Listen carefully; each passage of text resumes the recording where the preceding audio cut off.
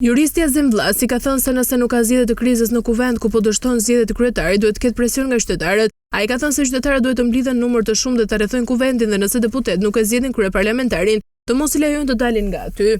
Masi po luajmë kështu deputetët e parlamentit me vullnetin votues në dëm të popullit dhe shtetit, është mirë të mblidhen disa mijëra qytetarë votues kur të mblidhen deputeta rrethojnë kuvendin dhe ta bllokojnë mirë në mënyrë paqësore pa dhunë eventualisht t'i marrin do vezë dhe nëse nuk kryejnë punë, edhe nëse zgjedhin kryetarin e parlamentit dhe tentojnë të dalin, të mos lejojnë të dalin derisa ta zgjedhin kryeparlamentarin, përndryshe i presim vezët shpinës, ka thënë Vllasi.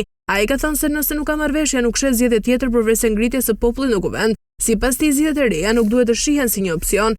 Kryetari i AK-s Ramush Haradinaj ka kritikuar ashpër kryeministrin detyruar Albin Kurti, të cilën ndër të tjera është e quajtur dhe fatkeqësi të Kosovës. Haradinaj deklaroi se ky i fundit vepron në urdhra të jashtëm sikurse që janë ato të agjendës ruse.